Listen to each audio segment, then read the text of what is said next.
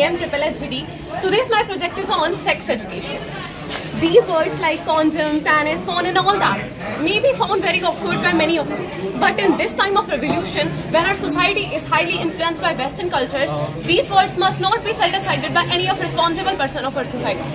Firstly, we must know what is sex education. So sex education is a broad term used to describe about education, about sexual intercourse, reproductive health, emotional relations, contraception and other aspects related to human sexual behavior.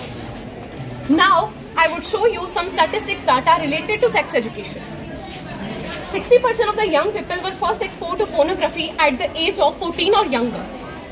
Over 50% of the girls in rural India don't even know the meaning of menstruation at the time of their first menstruation. 6 in 10 of the teenagers have been asked for sexual image or videos online. 71% of the girls and all the bullying in their school by the sexual names such as slut. Over 4 in 10 girl age have been forced into sex acts. Now, why this education seems so important nowadays? And what is the right age to discuss this? Firstly, we must know what is the right age to discuss this education.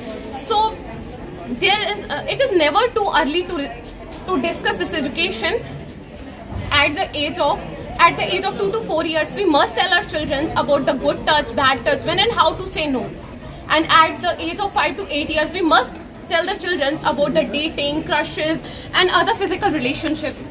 At the age of 9 to 11 years, we must tell him about the puberty, basics of sex and reproduction. And when they are going to becoming teens and adolescents, we must tell him the consequence of sex, basics of reproduction, as we already tell him at the age of 9 to 11, and the consent and the safety about this. Now, who is responsible to provide this education and why?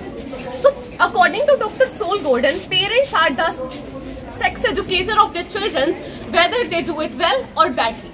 But what if the parents are not educated enough for this education? So it is the sole responsibility of the school teachers and the school to provide this education to their students which is going to start their sexual journey or are going through this. At last, what we as an individual can do for this? So, take a challenge to confront this issue and to change the situation. Each one of us can make a small difference at home, in schools, in workplace and in community. For this challenge, we can create a better world for children of today and tomorrow. But for that to happen, we have to start from now. We have to start in small steps and we have to start from now. Thanks for giving ears to me.